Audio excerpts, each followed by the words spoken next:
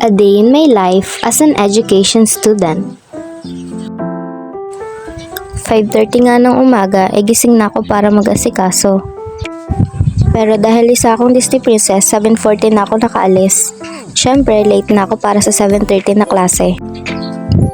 Pero pumasok pa rin nga ako kahit na late na ako. Kasi mas late pa rin sa akin si ma'am. Uy, secret lang yun. At syempre, kailangan magpanggap na nakikinig. Nakikinig naman talaga ako pag may reporter. Kaso, hindi ko talaga naiintindihan yung sinasabi ng reporter. Nasa Japan na kasi yung utak ko ng mga oras na yan.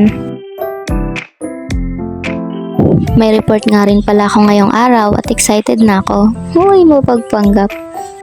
Gusto ko na talagang mag-present at ipakita kung sino ako. Char! At Viola, ako na nga ang nagre-report. Syempre, kunyari confident. O, diba? Sino ka dyan? May hangin effect pa nga.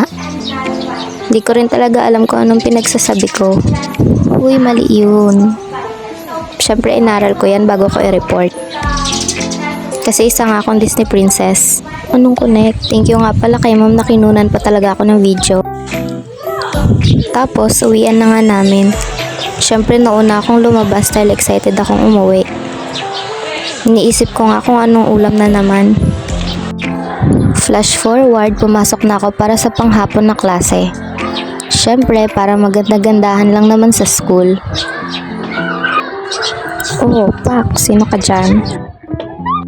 Bago ang lahat ay outfit check muna, kahit pare-pares lang naman yan ang suot ko. Syempre, muli na naman akong nagpanggap.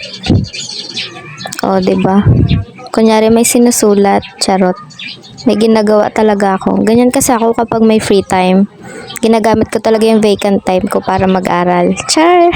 6:15 nga ng gabi ay uwian na namin. Muuwi na rin ako kasi mag-aaral pa ako. Yun lang, bye!